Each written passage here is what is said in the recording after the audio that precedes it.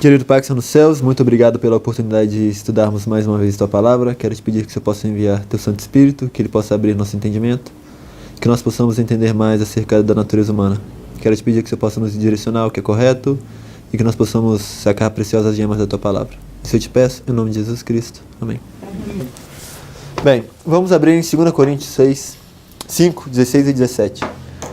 Eu decidi saltar algumas partes e ir direto para o assunto da mente carnal. E a gente vai ver como a carne e o espírito são parábolas da experiência da salvação. Porque vai entrar melhor com o que a gente estava estudando ontem e já pode colocar a gente num lugar onde a gente possa terminar amanhã, que é o último estudo do tema. 2 Coríntios 5, 16 e 17. 2 Coríntios 5, 16 e 17.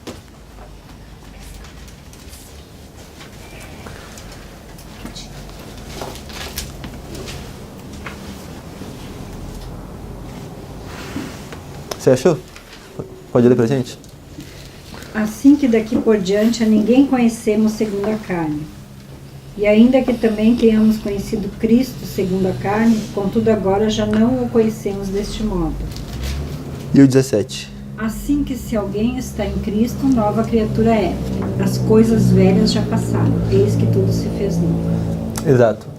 Ontem, no final do estudo, uma das coisas que a gente terminou colocando era de que a gente é feito uma nova criatura em 2 etapas. A primeira etapa é aqui na Terra. As duas podemos dizer que são aqui na Terra, mas a primeira é agora, ou na conversão, e a segunda é na segunda vinda de Cristo. Na segunda vinda de Cristo, a gente recebe um novo homem exterior, um novo corpo. A gente vai receber um corpo glorioso. Mas na conversão, a gente recebe um corpo, um homem interior. Exatamente, um novo homem interior. Nas duas formas a gente tem uma ressurreição, porque para a gente receber o homem interior, o novo homem interior, a gente tem que morrer em Cristo e ressuscitar em Cristo. Então a primeira coisa, eu escolhi esse texto porque ele fala sobre isso que a gente terminou falando ontem, de a gente já ser uma nova criatura, mas ele traz, logo no verso anterior, algo sobre conhecer segundo a carne. O que será que quer dizer isso, conhecer segundo a carne? Se a gente voltar para os versos 14 e 15, a gente vai conseguir entender melhor. Alguém poderia ler o versos 14 e 15? Porque o amor de Cristo nos constrange, julgando nós assim, que se um morreu por todos, logo todos morreram. E ele morreu por todos, para que os que vivem não vivam mais para si, mas para aquele que por eles morreu e ressuscitou. Exato, então ele está falando aqui, Jesus morreu para que você não viva mais para si, mas para aquele que o ressuscitou. A gente vai começar nesse ponto e eu imagino, se tudo correr bem, a gente vai terminar justamente nesse ponto, sobre não viver mais para si, mas morrer para Cristo.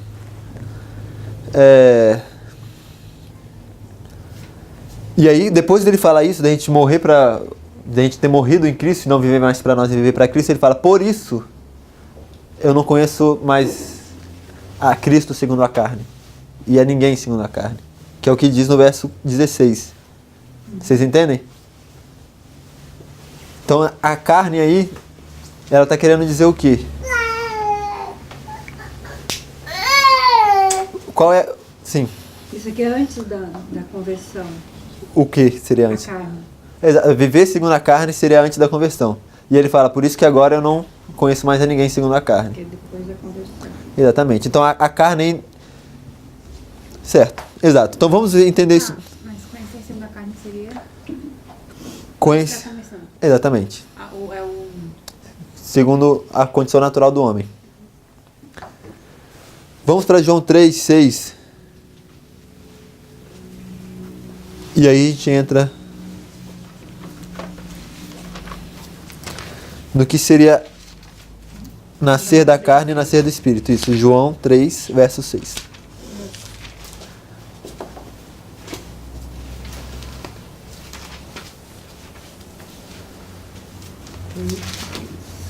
O que é nascido da carne é carne, e o que é nascido do Espírito é Espírito.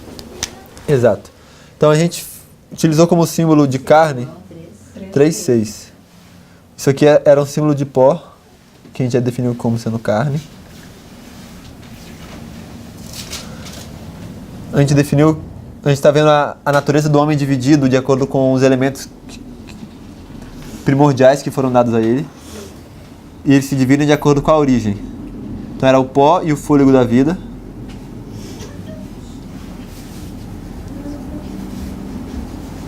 Isso faz um ser humano.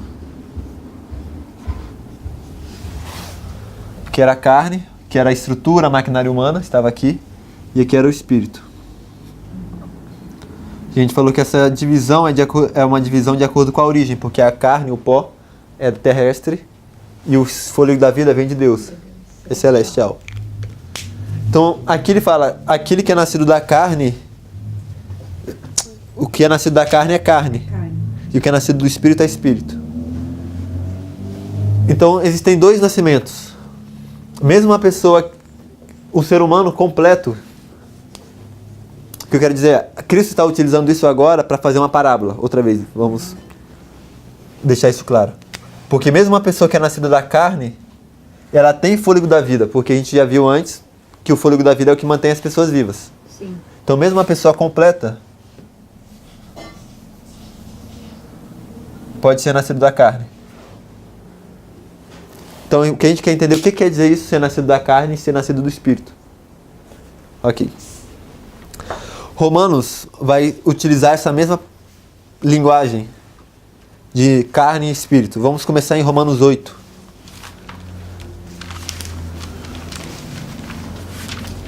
Versículos 6 e 8. 6 a 8. 8, 6 a 8. Isso. Porque a inclinação da carne é morte, mas a inclinação do espírito é vida e paz. Porquanto a inclinação da carne é inimizade contra Deus, pois não é sujeita à lei de Deus, nem em verdade o pode ser. Portanto, os que estão na carne não podem agradar a Deus. Exato. Então a inclinação da carne é morte. Isso me lembra de certamente morrereis, porque o homem quando ele peca, o salário do pecado é a morte, que está em Romanos 6, inclusive, eu acho, 6:23, isso. E depois fala, a inclinação da carne é inimizade contra Deus. Porque se a gente voltasse lá em Gênesis 3:15, a gente não vai ver agora, o que é prometido ao homem? É prometido ao homem que ele ia receber inimizade contra algo. Isso quer dizer que o evangelho ele atua mais do que simplesmente no homem exterior, ou mais do que simplesmente em formas. Ele é capaz de produzir em você um ódio pelo inimigo. E a necessidade de implantar inimizade no coração humano é justamente pelo fato de que quando o homem peca, ele se tornou inimigo de Deus e amigo de Lúcifer. Por isso que o evangelho eterno, ele vem trazer inimizade. Isso é uma boa notícia, porque você que era inimigo de Deus, agora vai poder se tornar amigo de Deus. Certo? E aqui já nos dá alguns dados. O que eu quero tirar daqui é que a mente carnal é a mente que seria originada na terra. No pó. Exatamente. E, sim, mas eu digo terra no sentido de mundo, nas coisas desse mundo. Tá. Que tá voltada para as coisas do mundo. Exatamente. Vamos ver o texto de Primeiros Escritos, está nas citações, 273.2. Mas a gente pode... Bom, você que tem a Bíblia, podia... Tiago 4, a gente vai ler logo depois. Qual é a página aqui nas notas? A nossa amiga Luísa nos vai falar em breve. Ou eu acho aqui também, deixa eu ver. Você tá sem? O quê? Ah, da página? Vamos abrir em Tiago 4 enquanto eu acho a página então primeiro. Tiago 4, 3 e 4.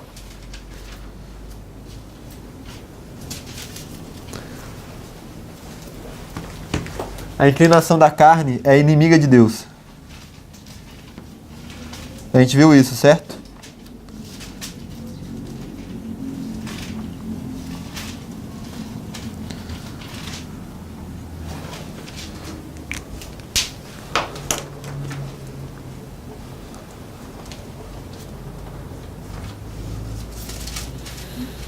Tiago 4, 3 e 4. Isso, 3 e 4. O que fala no início do texto? Eu já achei aqui já. Tá na página 8. Mas leamos primeiro Tiago 4. Pedis e não recebeis, porque pedis mal, para o gastardes em vossos deleites. Adúlteros e adúlteras, não sabeis vós que a amizade do mundo é inimizade contra Deus? Portanto, qualquer que quiser ser amigo do mundo, constitui-se inimigo de Deus. Exato. Então são pessoas que estão buscando os próprios deleites, os próprios prazeres. E eles são inimigos de Deus. Por quê? Porque eles são amigos do mundo. Então, ser inimigo de Deus, a carne é inimiga de Deus porque ela é amiga do mundo.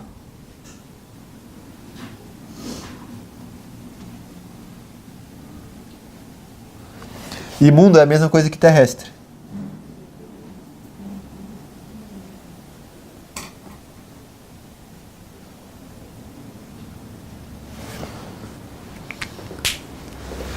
Eu acho que isso ajuda a ilustrar um pouco como essa parábola funciona.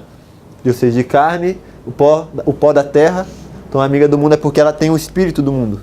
E o texto de Primeiros Escritos, que está na página 8, vai falar sobre isso. Primeiro escrito 273.2. Isso. O espírito e a amizade do mundo são inimizade com Deus. Quando a verdade, em sua simplicidade e força, como é em Jesus, é levada a dar frutos contra o espírito do mundo, desperta para logo o espírito de perseguição. Grande número de pessoas que professam ser cristãs não conhecem a Deus.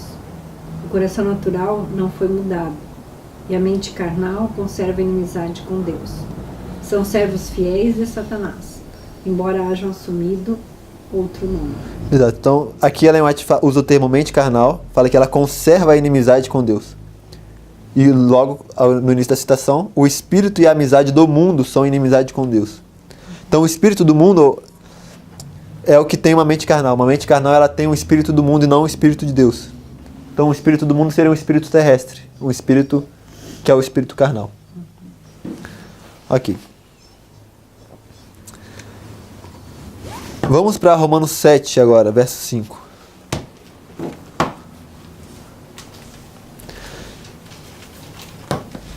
Eu tinha colocado alguns textos aqui para nos orientar nos termos de paixões baixas, faculdades superiores. Eu escolhi não ir aí e ficar simplesmente com os elementos dessa divisão em dois, porque para a gente lidar com os elementos que a Bíblia nos propõe. Pode ser? Romanos 7, 5. Porque quando estávamos na carne, as paixões dos pecados, que são pela lei, operavam em nossos membros para darem fruto para a morte. Se eu escrever aqui embaixo, dá para ver? Não, eu posso apagar aqui. Pode escrever. Ok, o que eu vou desenhar aqui é como se fosse uns... Vou desenhar aqui primeiro. Você pode ler de novo o texto para eu... Porque quando estávamos na carne, as paixões dos pecados, que são pela lei, operavam em nossos membros para darem fruto para a morte. Exato. Eu fiz aqui como se fosse um ser com membros, basicamente, que é o que falam membros, dá pra gente entender parte do corpo, não? E eles vão dar fruto para a morte. Os membros, eles não têm vida em si mesmo. Se a gente fosse fazer uma estrutura somente pó, seria incompleto. Então a gente precisa de ter um espírito dentro, por mais que seja um ser... Completo. Tem que ser um ser completo. A gente já viu que mesmo nascendo da carne, ela tem que ter algo aqui dentro. Que seria o coração. Porque a gente já viu que a estrutura é de que isso é igual a isso também. Uma outra forma de simbolizar. Não sei se vocês lembram. Sim. Ok, então tem que ter um coração aqui.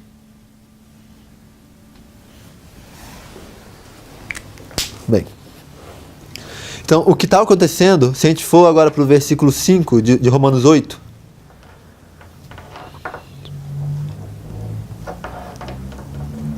Porque os que são segundo a carne inclinam-se para as coisas da carne, mas os que são segundo o Espírito para as coisas do Espírito. Exato, então a carne, ela tem inclinações tem desejos, tem vontades, inclinação. O que seria uma inclinação? A gente tem algo aqui e ele está propenso. Exatamente, ele propende aí a uma certa direção. Então, o que está acontecendo aqui é que estes membros, eles estão dando desejos para o coração, por assim dizer. Eu fiz aqui, inclusive, isso como membros, porque a língua, Tiago fala, a língua é é o menor membro do corpo. Tudo isso está passando suas vontades para o coração. E o coração obedece. Isso é porque ele tem um coração de pedra. Isso aqui seria um símbolo de um coração de pedra. Não sei se dá para ver aí que é o que está ocorrendo. Isso que foi lido é Romanos o quê? 8:5. Fala sobre viver segundo a carne, inclinam-se para as coisas da carne. Ok. Romanos 7:14.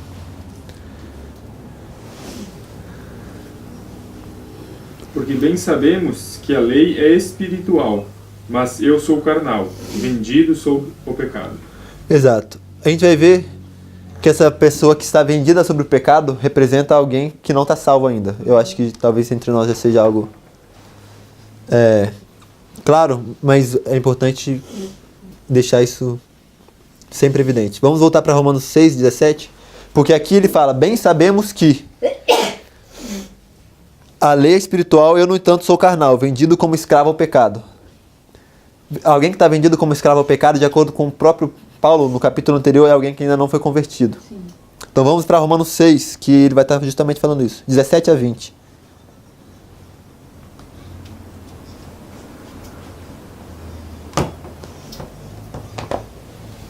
Mas, graças a Deus que, tendo sido servos do pecado, obedecestes de coração a forma de doutrina a que fostes entregues.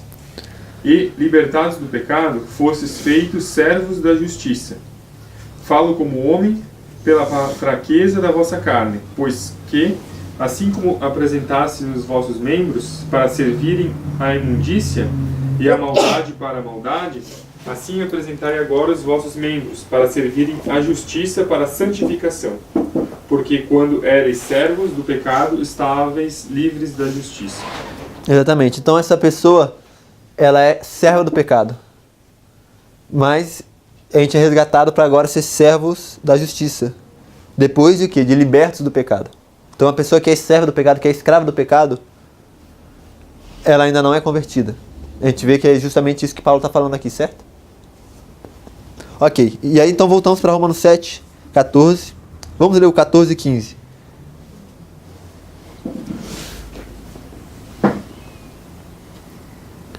Porque bem sabemos que a lei é espiritual, mas eu sou carnal, vendido sob o pecado. Porque o que faço não o aprovo, pois o que quero, isso não faço, mas o que aborreço, isso faço. A minha tradução é um pouco diferente. Ela fala vendido como escravo ao pecado, ou como servo, vendido sob o pecado. Não, essa tradução vendido sob o pecado. É a mais adequada, né? É mais comum. Mas vendido sob o pecado é alguém que é vendido para algo, é alguém que é servo, que é escravo. Sim. Então o que ele está querendo conectar é justamente que essa pessoa, ela é escrava do pecado ainda, no verso 14. Ele está se lembrando da sua experiência passada aqui. Ele está falando, olha, ele está contando no presente da experiência dele que ele sentiu antes. Que muita gente usa para dizer que ele ainda tinha... Exato. E aí, então muitas pessoas entendem que aqui essa experiência de fazer o que não quer e não conseguir fazer o que quer é a experiência de alguém convertido. Mas a gente acabou de definir que alguém que é vendido ao pecado é alguém que ainda não é convertido. Então, aqui diz, como é que ele sabe que ele ainda é vendido ao pecado? Porque o verso 15 ele fala, porque o que faço não compreendo. Então ele sabe, sabemos que eu sou vendido ao pecado porque o que eu quero fazer eu não consigo fazer. Então essa é a condição de alguém que é vendido ainda. Por quê? Porque esse coração dele eu poderia desenhar da seguinte forma. Aqui é como se fosse, vou colocar paixões baixas, a parte inferior do coração de onde que a carne utiliza para poder aflorar, para poder impulsionar, dominar as paixões, as faculdades superiores. Eu poderia até desenhar o coração da seguinte forma. Ou seja, é como se o inferior estivesse dominando o superior. Na verdade, a estrutura sempre se mantém essa porque a gente não vai ler, tá nas citações, é um texto de mente, caráter e personalidade, que ela fala que todas as ações, boas ou más, têm origem na mente. Então, por mais que seja a carne que esteja sugerindo, o que a carne faz para todo ser humano é, olha, faça isso, faça isso, faça isso, faça isso. Ela está pedindo algo, mas para que isso se torne um ato, ela tem que ser algo que passe pela mente, pela vontade. Então, a carne ela tem que usar a vontade para poder atuar. Então, por isso sempre existe um coração, e o problema não é o corpo, o problema é o coração que permite as vontades baixas atuarem. Weber, como é que a gente consegue estabelecer mesmo que Paulo estava falando da experiência passada dele? Certo, vamos... O verso 14, eu penso que é o mais claro. Fala, bem sabemos que a lei é espiritual, eu, no entanto, sou carnal, vendido ao pecado. Então ele está falando, eu estou vendido ao pecado. Se ele está vendido ao pecado é porque ele não Tu tinha... está lendo qual verso? 7,14. Aqui é vendido sob o pecado. Isso, vendido sob o pecado. E tu, qual que é a tua tradução? A minha é vendido como escravo ao pecado. Ah, é até melhor a tua. Sim, para esse ponto, esclarece um pouco. E aí, se a gente voltar para vocês, verso 17, fala, mas graças a Deus, porque embora tenhais sido os escravos do pecado, ou servos do pecado, obedeceste de coração a forma do ensino que vos foi entregue, e foste feitos servos da justiça depois de libertos do pecado. Qual que tu está lendo agora? Ou 6, 17 e 18. E aí 20 ainda fala, porque quando éreis escravos do pecado, estáveis livres da justiça. Ou seja, você era antes e agora não é mais. Deu para entender? Então, quando ele fala no 14 que aqui que ele estava escravo do pecado, sob o pecado, vendido sob o pecado, ele não poderia ser o homem convertido, porque se ele estava escravo do pecado, exatamente. Ele era antes da conversão dele. Mas quando ele fala aquilo que eu não quero, eu faço, como é que ele sabe se ele não é convertido? Como é que ele sabe que aquilo que ele quer fazer é errado? A gente vai entrar nisso hoje, inclusive, porque a gente vai... Vamos ler então tudo até o verso 25. Se a gente puder ler 13, a gente leu até o 15. Vamos ler do 16 ao 25 agora, porque ele vai falar que existe algo já dentro dele. E que foi por isso que eu dividi isso aqui. Eu dividi isso em dois, mas a gente não tem todos os elementos ainda. A gente vai ter a partir dessa leitura de agora. Porque a gente só luta contra aquilo que a gente sabe que é errado. Exato. Essa Exato. é uma boa pergunta. Exato. Mas aí aquilo já estava... Sim, exato. Alguém pode começar do verso 17, 16? Lê 3 versículos, você pode ler, Luísa? E se faço o que quero, consinto O com que a não lei. quero. E se faço o que não quero, consinto com a lei, que é boa. De maneira que agora já não sou eu que faço isto, mas o pecado que habita em mim. Porque eu sei que em mim, isto é, na minha carne, não habita bem algum. E com efeito, o querer estar em mim, mas não consigo realizar o bem. Pode continuar, Mari. Porque não faço o bem que quero, mas o mal que não quero, esse faço. Ora, se eu faço o que não quero, já o não faço eu, mas o pecado que habita em mim. Acho então essa lei em mim, que quando quero fazer o bem, o mal está comigo. Você pode continuar? Porque, segundo o homem interior, tenho prazer na lei de Deus. Mas vejo nos meus membros outra lei, que batalha contra a lei do meu entendimento, e me prende debaixo da lei do pecado que está nos meus membros. Miserável homem que eu sou, quem me livrará do corpo desta morte? Dou graças a Deus por Jesus Cristo nosso Senhor, assim que eu mesmo, com o entendimento, sirvo a lei de Deus, mas com a carne, a lei do pecado. Exato. Aqui no verso 22 fala, o 21 e 22, de que ele quer fazer o bem, porque segundo o homem interior, e a gente já definiu que o homem interior era o coração. Então, segundo o homem interior, aqui no coração dele, ele tem a lei de Deus já no coração dele. Na mente dele, ele já tem a lei de Deus, que seria... Na sua consciência, ele já sabe o que é certo. A gente não viu ainda a questão das faculdades. Tem no documento texto sobre isso, mas parte das nossas faculdades superiores é a consciência. E não é que as pessoas tenham um problema na consciência. Quando um cristão ele tem a consciência cada vez mais sensível do que e ele é capaz de ver o erro e se sentir culpado muito mais fácil. Mas mesmo o pecador se sente culpado. A justiça, inclusive... Ele sabe que está errado, ele se sente culpado, mas ele começa a colocar desculpas. desculpas. Sim, e a justiça utiliza disso, por exemplo, para poder definir crimes. Ele fala, isso é um crime doloso e um crime culposo. Um crime doloso é um crime... Não só isso, perdão, não tem nem tem a ver com isso, eu acho. Mas uma pessoa é imputável na justiça quando a pessoa ela consegue saber que o que ela está fazendo é errado. Se uma pessoa... Exato, quando uma pessoa ela não tem capacidade mental de saber que o que ela está fazendo é um crime, ela não é presa, ela vai para uma assistência psiquiátrica. Mas, digamos, se a gente colocasse na linha também, o aumento de conhecimento está antes da conversão, digamos, poderia ser por isso já. Ele estava, digamos, uma hora, a pessoa vai tendo conhecimento, mas não quer dizer que ele recebeu um coração novo. O que ela falou só para a gravação aqui, antes do arrependimento já vem um aumento de conhecimento. Que o arrependimento ele é marcado, que ela está juntando os estudos da ciência da salvação com esse da natureza humana, que seria as trevas do homem perdido. Aqui é o arrependimento na formalização da mensagem. Aqui seria o arrependimento. E antes do arrependimento, você é atraído por Deus. Isso aqui é Deus te atraindo. Ellen White fala em Caminho a Cristo que Deus está sempre atraindo o pecador, mesmo antes dele se arrepender. E é o aumento de conhecimento acerca de Deus, ou seja, Deus está se revelando o amor dele, a bondade dele, então você já tem dentro de si um conhecimento mesmo antes de se arrepender. É o que você está falando. Como se ele estivesse nessa fase. Exato, exato. O livro O Peregrino, incluso, de John Bunyan, no início, antes dele, tem uma época que ele está lendo a Bíblia, e quanto mais ele lê, parece que o fardo dele só aumenta. Por quê? Porque ele lê a Bíblia, mas ele não faz nada. Ele só lê e não entra no caminho. Então, se você só lê a Bíblia e não entra no caminho, só aumenta o seu fardo. Porque tu vai tendo mais conhecimento, mas tu não está Exatamente. usando esse conhecimento.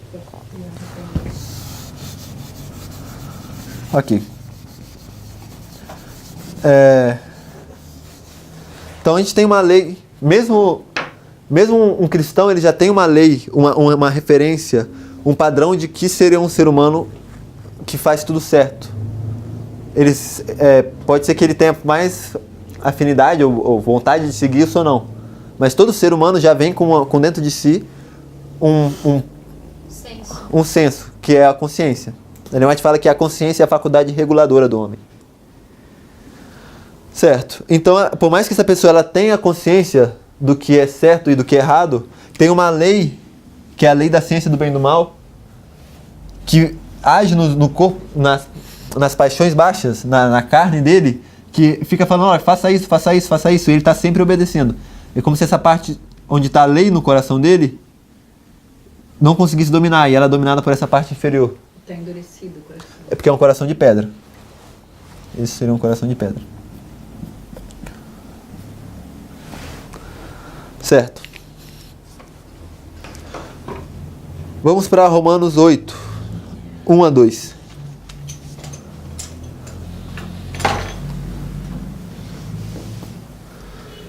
Por que a gente vai ler, perdão, esse já iam ler. Por que a gente vai ler isso? Porque ele termina falando o seguinte: miserável homem que sou, quem me livrará desse corpo de morte? E ele já dá a resposta no próximo versículo, que é Cristo. E aí ele vai falar, a partir do capítulo 8, como é que ele encontra a libertação desse homem, desse corpo de morte.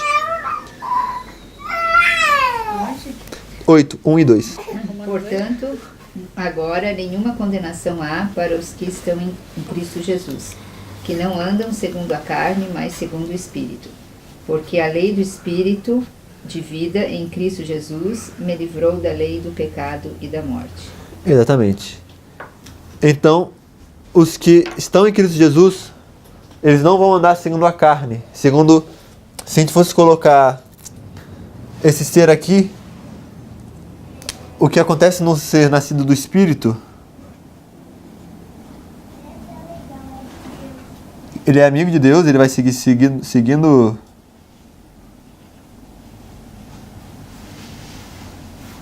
inimigo do mundo.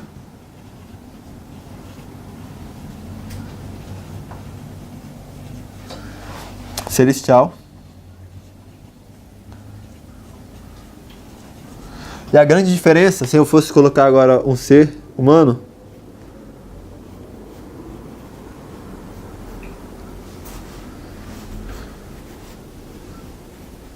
é que o coração é quem dá as ordens. É o Espírito que dá as ordens. Esse Espírito dele é o Espírito de Cristo. É o único Espírito que consegue governar um ser humano. Então, eles não andam... Cristo em nós, a esperança da glória. Exato. Eles não andam segundo a carne, mas segundo o Espírito.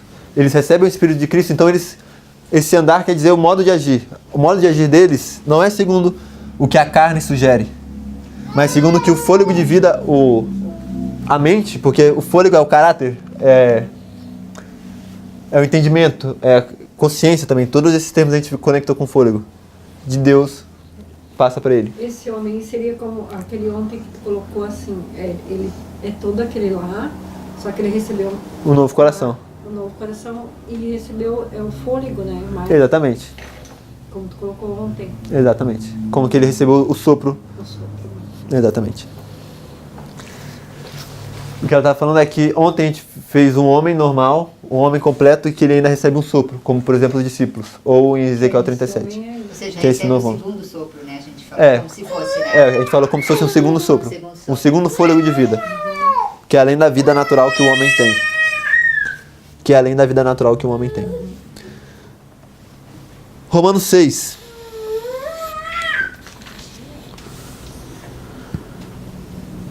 Versos 1 a 6. Que diremos, pois? Permaneceremos no pecado para que a graça abunde? De modo nenhum. Nós que estamos mortos para o pecado, como viveremos ainda nele? Ou não sabeis que todos quantos fomos batizados em Jesus Cristo, fomos batizados na sua morte? De sorte que fomos sepultados com ele pelo batismo na morte, para que, como Cristo foi ressuscitado dentre os mortos, pela glória do Pai, assim andemos nós também em novidade de vida. Porque se fomos plantados juntamente com ele na semelhança de sua morte, também o seremos na sua ressurreição. Sabendo isto, que o nosso homem velho foi com ele crucificado, para que o corpo do pecado seja desfeito, para que não sirvamos mais ao pecado. Exato. Então, para que você passe daqui para cá, o que você tem que fazer é crucificar o homem velho. Esse crucificar não é crucificar os membros em si. É você crucificar esse coração que segue essas vontades dadas pelos membros. Mas isso não é que você tem que infligir dor ao corpo. O problema não está no corpo em si, na parte física. E isso fica claro se a gente vê, por exemplo, você fala que para que o corpo do pecado fosse destruído. Esse corpo do pecado que é destruído não está falando da nossa carne. Então esse corpo do pecado não é algo literal. Entende o que eu quero dizer no verso 6? Ele tá falando Ali é o coração de pedra que tem que ser crucificado. Exatamente. É porque aqui ele está falando da ressurreição como batismo. Exatamente. O batismo é quando tu crucifica esse interior, homem interior.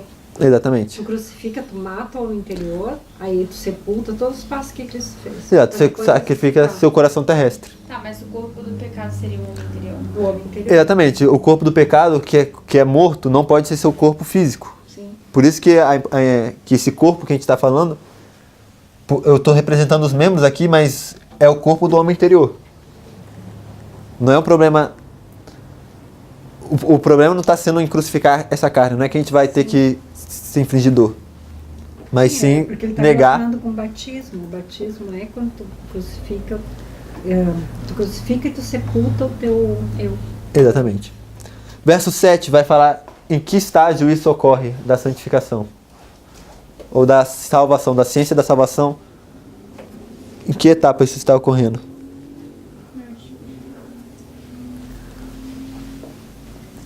Você pode ler? Porque aquele que está morto está justificado no pecado.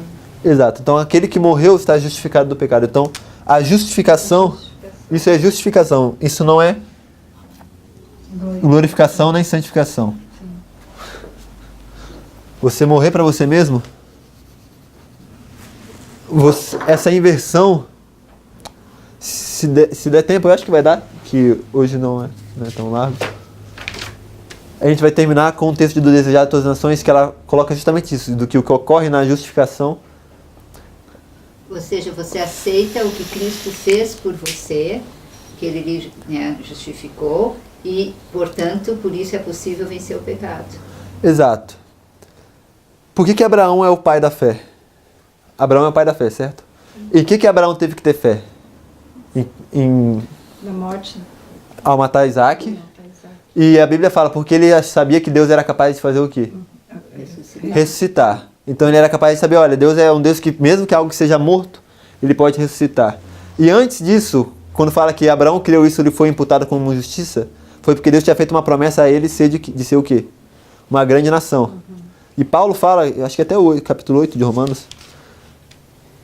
Então, quando ele matou o filho, ele sabia como que Deus me prometeu que eu vou ter uma grande nação se eu estou matando meu filho. É porque ele confiou que Deus ia, de alguma forma, ressuscitar o filho dele. Isso. Exatamente. Então ele confiou que Deus ia ressuscitar, não é em Romanos 8, depois a gente pode buscar. Mas na primeira promessa, inclusive no momento quando Abraão é contado como justo, é porque ele teve fé de que ele poderia ser pai de uma grande multidão. E fala mesmo ele sabendo que o corpo dele já estava morto, de que Sara era estéril, ou seja, de que era impossível que a carne deles produzisse vida. Entendem o que eu quero dizer? Sim. Então as duas vezes que Abraão teve que fazer o seu ato de fé, foi para aquele que Deus era capaz de ressuscitar. Por que isso é importante para nós? Porque nós nascemos nesse corpo aqui. E se a gente quer ser filho de Abraão, a gente tem que ter a fé de Abraão. E a fé de Abraão é que a gente quer que esse corpo que está morto aqui, porque ele está morto, ele é a inimizade de Deus. E a inimizade de Deus é o quê? Produz morte? O coração, né? Exato. Eu falei corpo, mas eu quero dizer esse conjunto, esse ser humano que nasceu aqui, Em pecar, assim. ele está morto. Ele nasceu na natureza terrestre, ele não tem vida em si mesmo. Ele pode receber vida de Deus. Ele pode ressuscitar. Ele pode, de fato, governar o seu corpo e viver pelo Espírito. Então essa é a... sobre o pecado, que a gente... Exato, essa é a fé de Abraão. A fé de Abraão é crer que você pode morrer e ressuscitar. Certo. Por isso que a fé de Abraão está relacionada com justificação pela fé. Mas essa justificação pela fé depois vai te levar à glorificação. Vai te levar a produzir frutos. O homem ali já é glorificado. A glorificação do homem interior. Não a glorificação do corpo. Entendi. Esse homem aí. E como você está definindo glória, só para eu entender? Porque assim, ó, tu tem a glorificação do homem interior, Você está falando tem a glorificação do corpo. glorificação do homem interior e glorificação do corpo. É agora. Glorificação do homem interior tem que ocorrer Tu agora. morreu pelo pecado, tu foi sepultado e tu nasce um novo homem. Esse homem é glorificado. A glorificação do homem interior. Eu acho que a gente vai chegar aí amanhã, inclusive. Pode ser, porque depende de como se define glorificação. Glorificação pode estar relacionado com ser um com Deus. Ele mais fala que quando Cristo se declarou que ele era um com Deus, ele estava se declarando como glorificado. Mas, então, a gente está num processo, não é? De santificação. Exato. Então, a gente não poderia dizer que a gente está glorificado.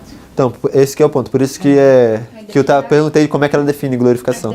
Só para eu entender. Depende da glorificação. Quando é do homem interior que venceu o pecado, que morreu para o pecado, que morreu para o eu, que foi sepultado, ele é glorificado.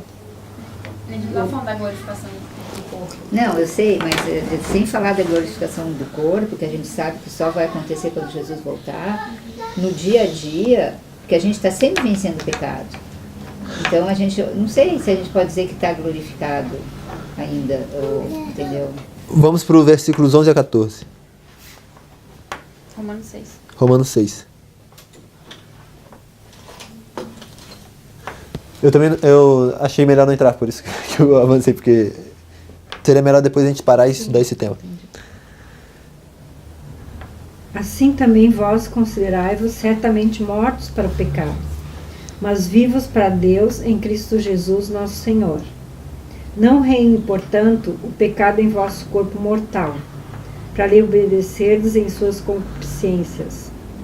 Nem tampouco apresentei os vossos membros ao pecado por instrumentos de iniquidade, mas apresentai-vos a Deus como vivos dentre mortos, e os vossos membros a Deus como instrumentos de justiça. Exato. Então o que ocorre numa pessoa que é convertida, o que ocorreu, a gente vai ver com Cristo também no próximos versos, é que os membros, eles continuam, o corpo ele continua, vai continuar até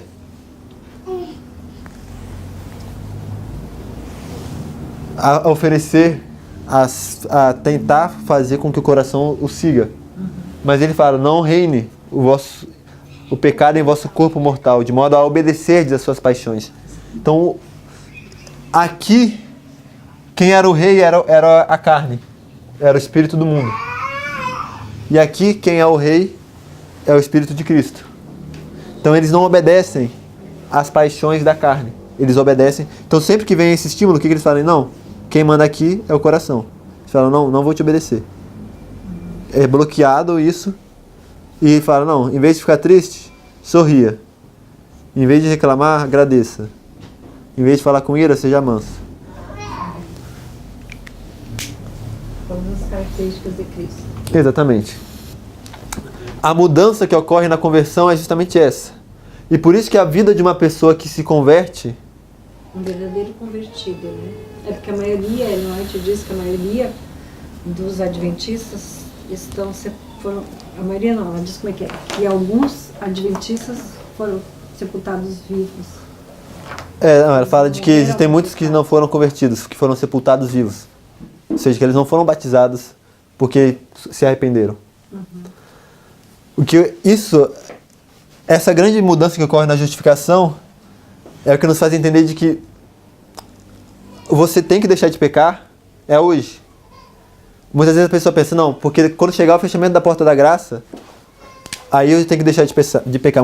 Para muitas pessoas, a linha da experiência de salvação é a seguinte. Aqui você estava em trevas, você conheceu um pouco mais de Deus, você decidiu se arrepender, confessar, é batizado, está na santificação. Vai chegar um momento em que a porta da graça sua vai fechar, e de que num passe de mágica, a partir daqui, a partir daqui você deixa de pecar. Porque depois do fechamento da porta da graça, você não pode mais pecar. Eu entendo que isso é um erro. Você tem que deixar de pecar no momento que você se arrepende, no momento que você se converte. Se eu for colocar a conversão aqui, ela é um processo que culmina aqui. O cristão, ele deixa de pecar no momento em que se converte. Na verdade, deveria ser assim. Então, é porque na verdade quem não deixou de pecar não se converteu. Porque é só um momento. Por isso que está acontecendo agora na mensagem de muita gente se rebatizando. Eu não sei se alguma pessoa que se converteu verdadeiramente não possa pecar. Porque eu não entendo que exista a possibilidade de impecabilidade. O que eu quero dizer? Não é que aqui a pessoa se torna impecável. Nem aqui ela vai se tornar impecável. Porque Jesus não era impecável. Ou seja, ele poderia pecar. Não, de pecabilidade. Calma.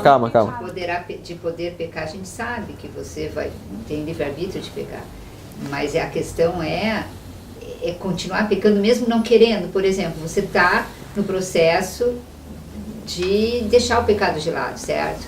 Mas de repente acontece alguma coisa, você se ira, aí você peca.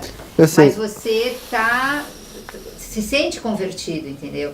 Porque, se a gente for pensar assim, eu acho que fica bem complicado. Por isso que, como a Mari diz, muitos estão pensando na mensagem de se rebatizar. Só que tu pode até te rebatizar, mas não quer dizer, não é segurança nenhuma que daqui 1 mês, 2 meses, tu não vai cair de novo. Mas eu não sei se Mas mas o pecado também é assim, ó, por ira não necessariamente é pecado. Não, mas pode ser. Jesus cirou. Sim, eu sei, não, mas eu tô falando... Depende do que tu faz. Não, mas ela tá Não, tô falando... Se a gente pensar que todas as pessoas que... Por exemplo, passa alguém na rua por ti, tá? Fazendo uma barbeiragem. Aí, o teu impulso é ficar irado com aquela pessoa. Essa ira não...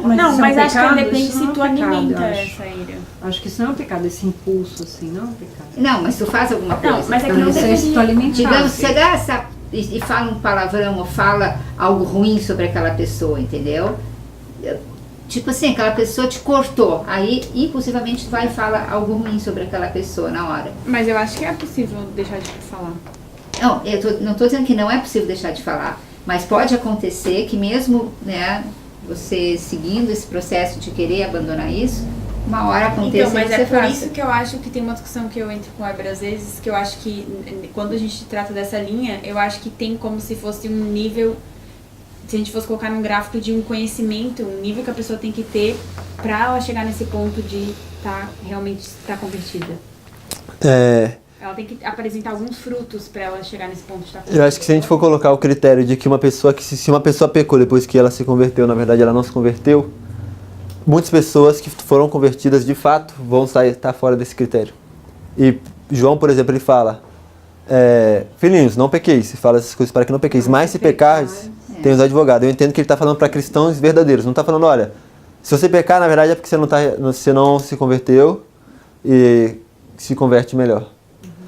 Mas eu penso que, de fato, existem muitas pessoas que nunca se converteram, eu acho que é uma realidade, e por isso elas vivem uma vida dessa primeira condição.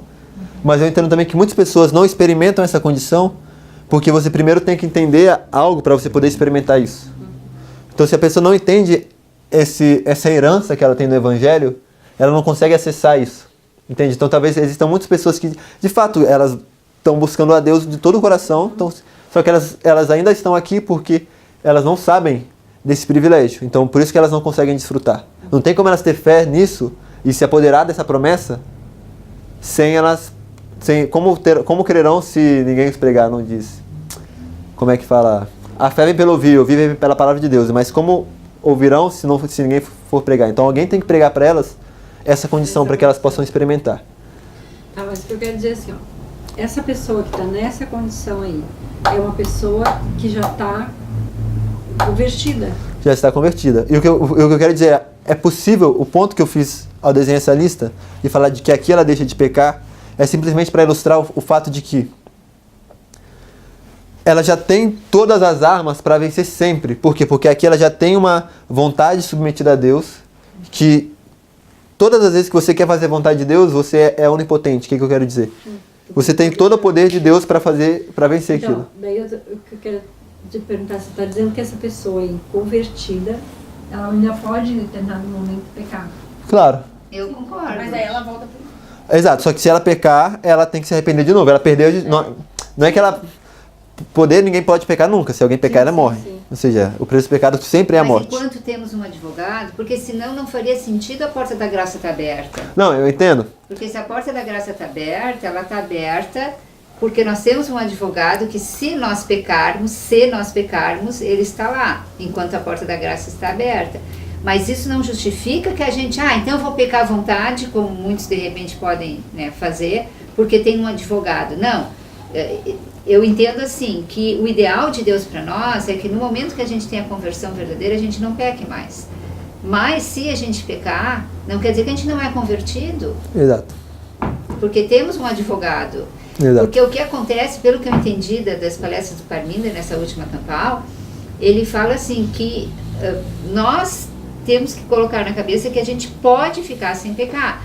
Mas não quer dizer que se a gente pecar, a gente não vai ser perdoado, não vai ter um advogado. Eu entendi isso, sabe? Sim, é isso que eu estou querendo colocar também. É aquela pessoa Então, que eu é concordo convertida, com isso.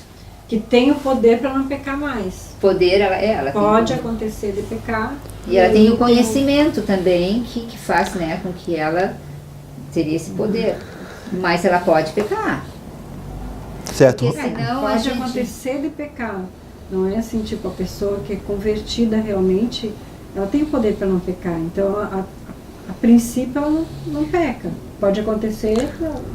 Mas eu acho que é complicado a gente dizer isso, porque aí se a gente for estudar os pioneiros, for estudar na época da Reforma Protestante...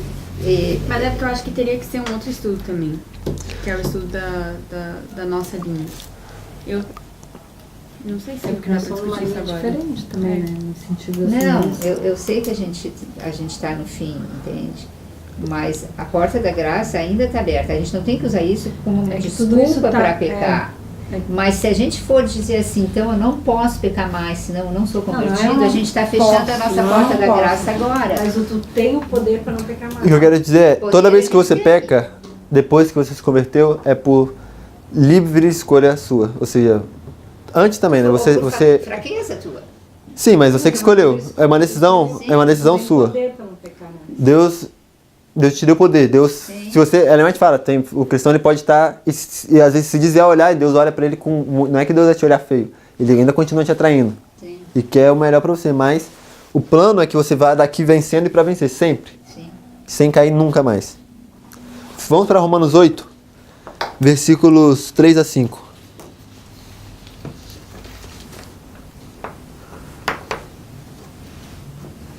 Porquanto que era impossível a lei, visto como estava enfermo pela carne, Deus, enviando seu Filho em semelhança da carne do pecado, pelo pecado condenou o pecado na carne, para que a justiça da lei se cumprisse em nós, que não andamos segundo a carne, mas segundo o Espírito. Porque os que são segundo a carne, inclinam-se para as coisas da carne, mas os que são segundo o Espírito, para as coisas do Espírito. Exatamente. Então, por exemplo, aqui eu poderia colocar Cristo. E aqui eu colocaria que os membros dele estão falando, você está com fome.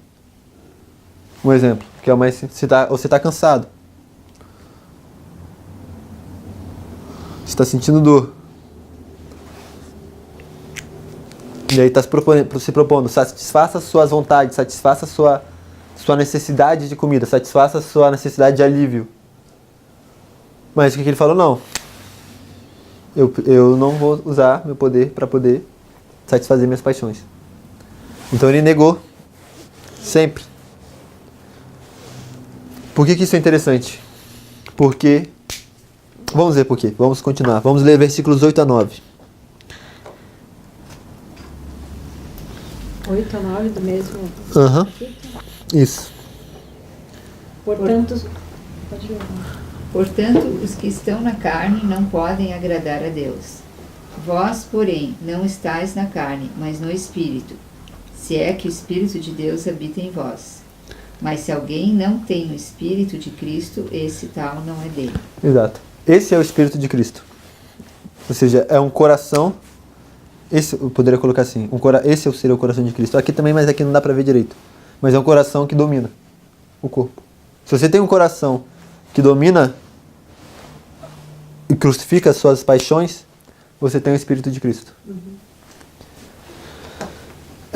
Versículos 10 vai falar um pouco sobre o corpo está morto. Se Cristo, Não pode.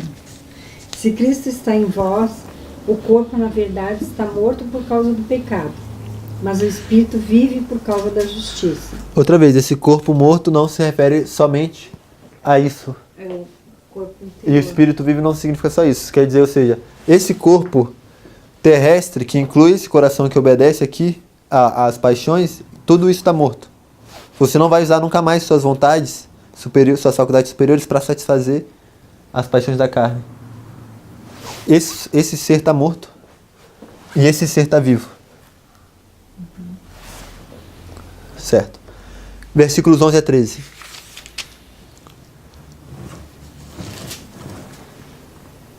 E, se o Espírito daquele que dentre os mortos ressuscitou a Jesus habita em vós, aquele que dentre os mortos ressuscitou a Cristo, também vivificará os vossos corpos mortais pelo seu Espírito que em vós habita. De maneira que, irmãos, somos devedores, não à carne, para viver segundo a carne. Porque se viverdes segundo a carne, morrereis. Mas, se pelo Espírito mortificardes as obras do corpo, vivereis. Eu tenho uma dúvida rapidinho que é do verso anterior. Deixa eu só aplicar esse verso para a gente não perder a leitura e depois você volta. O que eu escolhi ler esse verso é porque ele fala mortificar as obras do corpo como algo contínuo. São obras que continuam, ou mortificar as obras do corpo. Vivereis. Mas se você viver segundo a carne, vai morrer. Então, pelo Espírito, você tem que mortificar essas obras do corpo. Ele não está falando de que quando você é justificado, o seu corpo nunca mais vai te fazer qualquer sugestão. Sim, sim. Isso é importante entender. Não é que esse crucificado, esse coração velho, quer dizer que a partir de agora todas as suas vontades são santas. Sim. Só Ok. tem domínio sobre essas coisas. Você domina as suas vontades. Você domina a sua carne. Certo. Qual era a sua dúvida? Ali, quando estava falando no verso 10, se Cristo está em vós, o corpo na verdade está morto, esse corpo é o homem interior ou só as paixões baixas? Está se referindo ao corpo todo. Eu entendo que se refere a esse coração carnal. As paixões baixas. Um coração que segue as paixões baixas. Tá, não é o homem interior todo. O homem interior todo que segue as paixões baixas. Não é o homem interior todo. Eu entendo que as paixões Só que baixas... é o homem interior que não está dominando. Sim, mas Exato. a minha pergunta está se referindo ao homem interior como um todo. Eu entendo que está se referindo ao homem interior como um todo. Ele todo Por- vai morrer. Depende, porque, por exemplo... É porque que quer dizer com morrer? Porque não é que você vai anular as faculdades superiores desse homem, porque as faculdades superiores desse homem são as faculdades superiores que vão ser usadas nesse homem. Entende? A consciência que está aqui vai ser simplesmente vivificada aqui. Sim, as paixões A vontade também. Elas vão estar invertidas simplesmente. Exatamente. As paixões baixas que vão ser mortas aqui, elas vão estar presentes nesse ser, só que elas vão estar reguladas apenas. Elas não estão mortas, elas só estão Sob reguladas, domínio. sob domínio. A Exato. morte é um símbolo de sob domínio, tipo que está sob domínio. Sem vida. A morte é um símbolo de estar sem vida. Ela inerte, ali. Exatamente. Não quer dizer que ela não passou daqui a pouco. Exatamente. Então está se referindo às paixões baixas? Mas é que as paixões baixas não têm vida própria, ou seja, por isso que eu escolho sempre simbolizar o coração inteiro, porque as paixões baixas, por mais que elas tenham sua sede no corpo, ou seja, elas vêm do corpo, por assim dizer, mas elas só existem... Exato, elas só se levam a cabo porque existe um problema no coração, porque ela tem que usar a vontade para poder existir. Tá bom, vamos ler Testemunhos para a Igreja 4, ela vai falar um pouco sobre a morte da mente carnal. Tá, então, para resumir o que a Lulu estava perguntando, o corpo seria esse corpo que está falando aqui no verso 10, as paixões baixas e também os superiores, ou seja, o corpo interior. Porque os superiores, eles dominam e controlam as paixões baixas. A maneira que eu resumiria é que esse coração todo representa o coração de alguém que segue os impulsos da terra. Então é esse coração todo que ele é anulado, porque é um coração cujas vontades são utilizadas para seguir as paixões baixas. E aqui surge um coração que agora é o mesmo coração que é vivificado, ou seja, ele é ordenado corretamente. Agora quem é o rei é quem realmente deveria ser o rei. E é servo quem realmente deveria ser servo. Que são as paixões baixas, e os membros e tudo. O próprio texto que a gente vai ler vai comentar sobre isso, e eu acho que ele ilustra muito bem, explica muito bem. Acho que é na página 9, talvez. É na própria página 8. Fala, felicidade e o êxito da vida de casados, depende.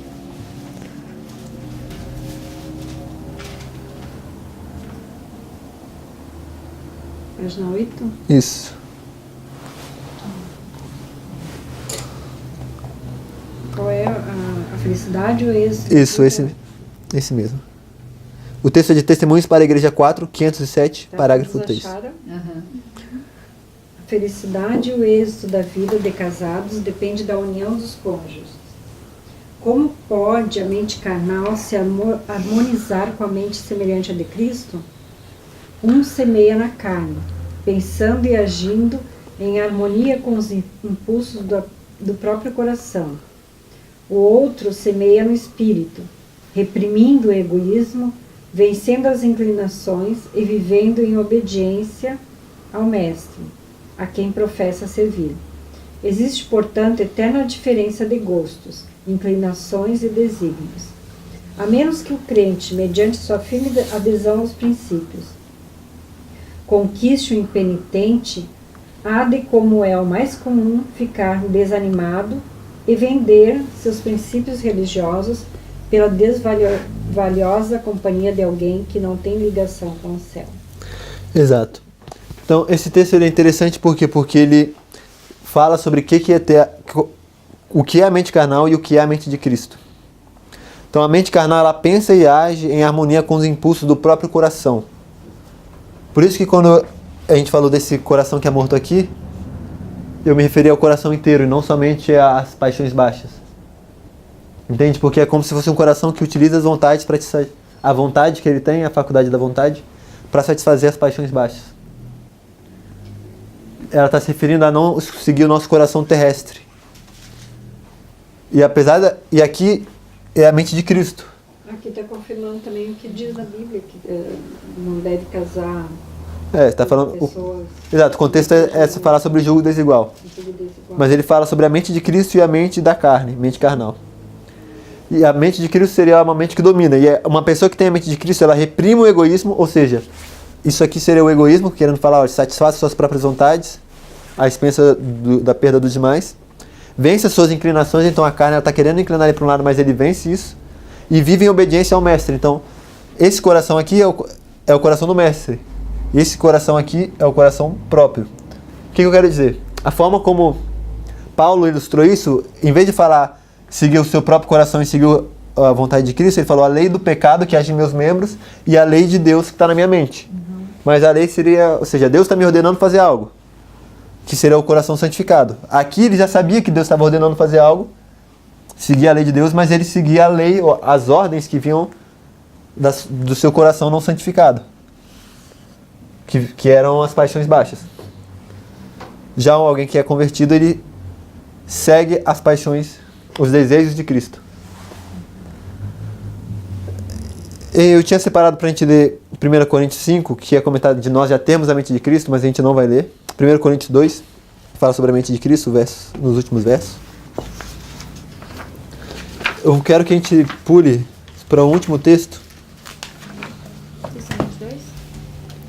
Não, é um texto que está bem lá embaixo na apostila, inclusive. Eu acho que talvez seja até mais rápido buscar no aplicativo de Ellen White. Está em Desejado de Todas as Nações, DTN 328.6.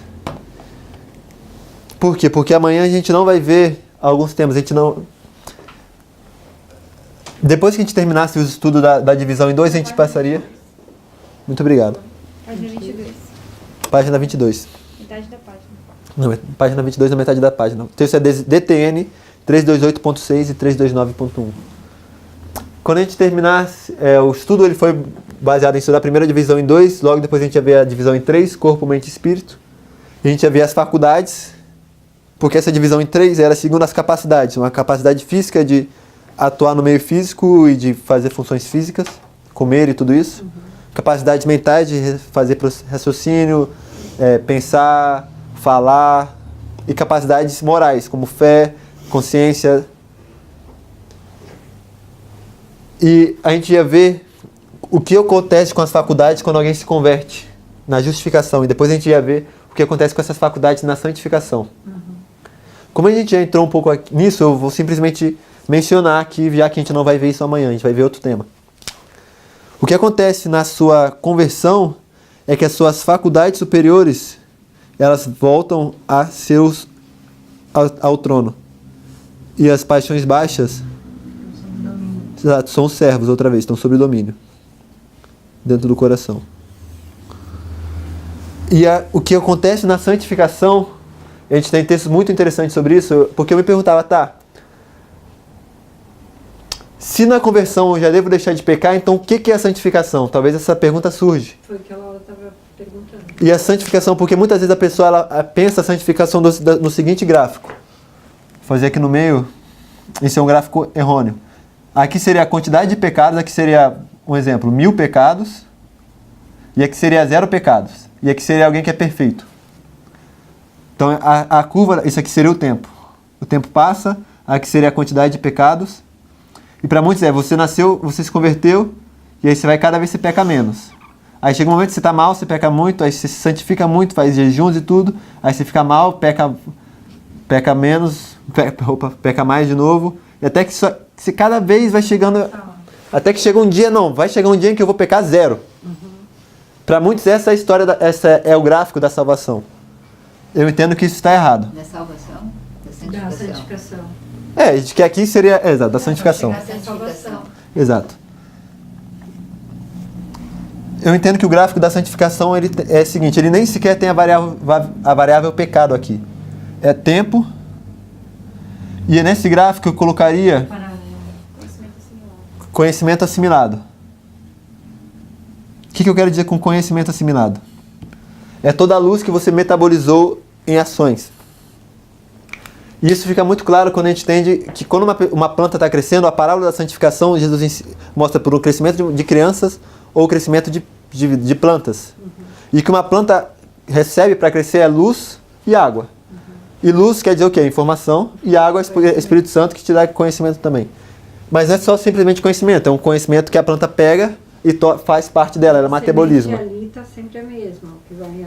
Exatamente. Então, o que muda na santificação, e tem excelentes textos, é que ocorre um desenvolvimento das suas faculdades.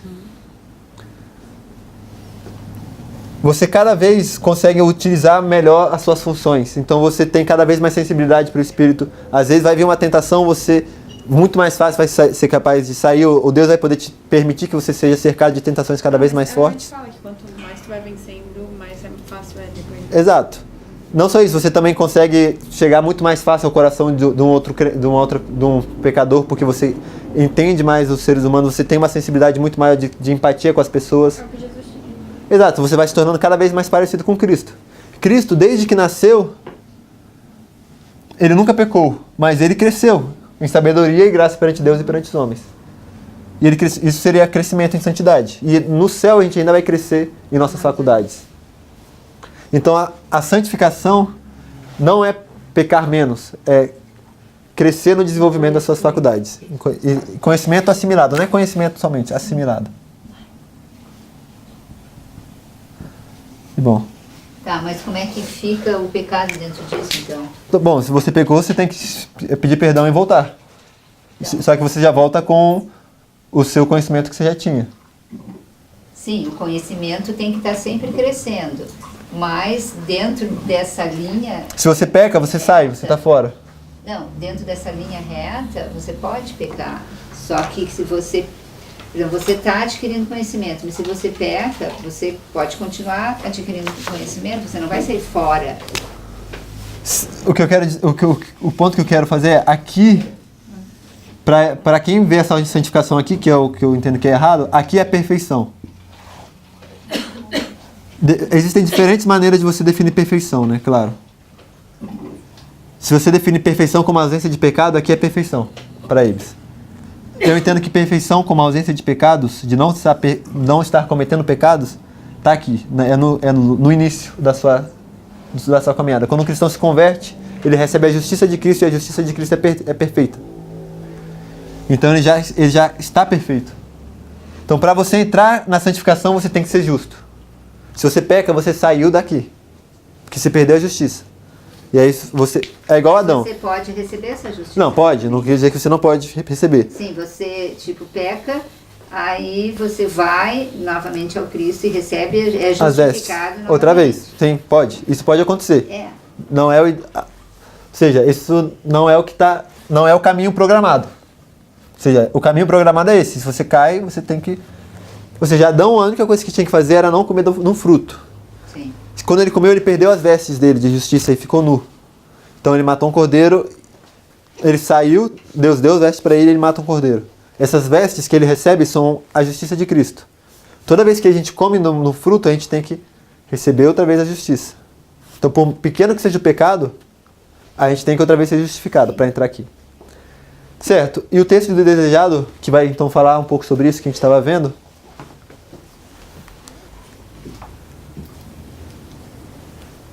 é o 329:1 desejado, né? 328, 6.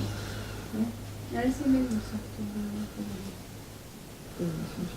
não há constrangimento. Ah, tá. É a página 22? É. Não há constrangimento na obra da redenção. isso.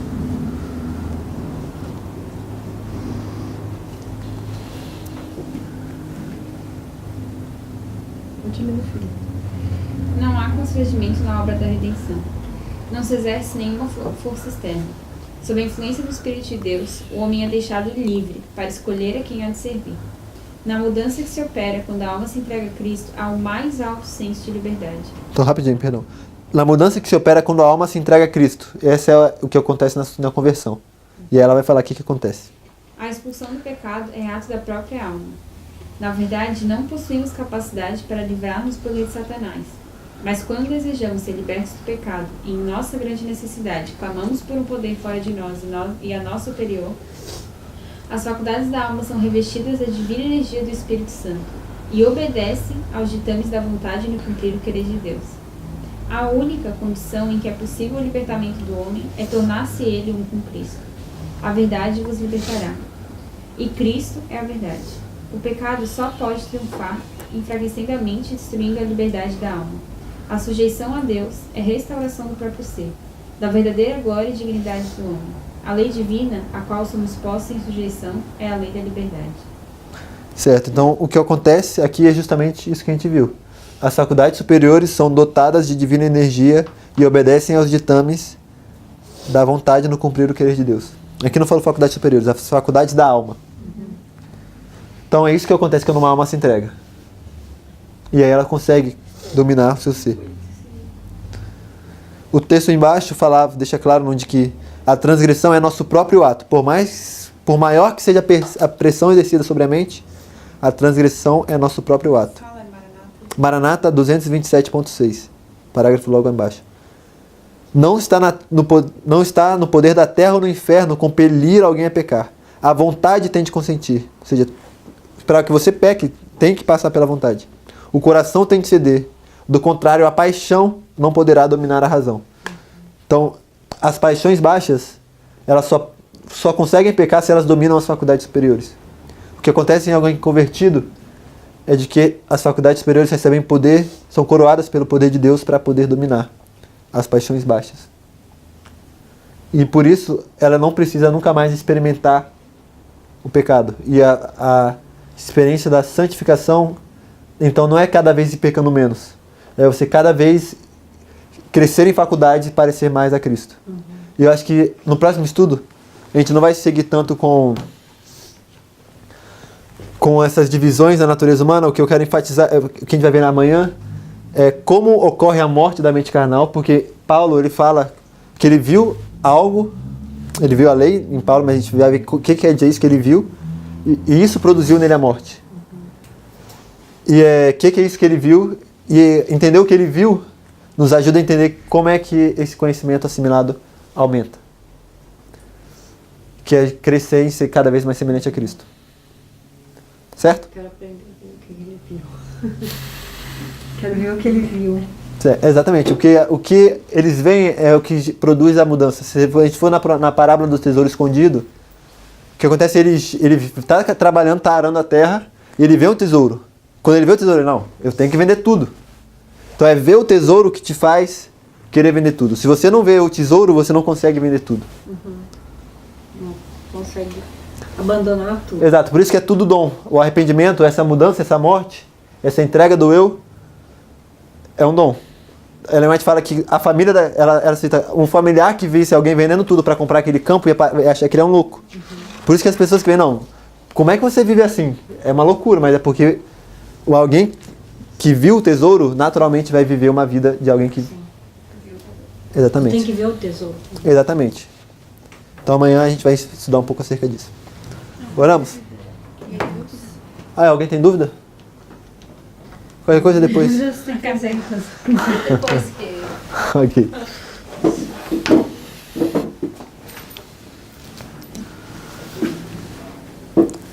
Querido Pai que está nos céus, estivemos estudando um pouco sobre a natureza humana, sobre essa divisão em duas partes. Sabemos que nascemos em semelhança de natureza de carne pecaminosa, mas que o Senhor enviou Cristo para nos mostrar o caminho. Nós queremos te pedir que o Senhor nos revele o teu tesouro escondido, que nós possamos ter essa visão de Cristo, que nos faça querer vender tudo para ser semelhante a Ele, Pai.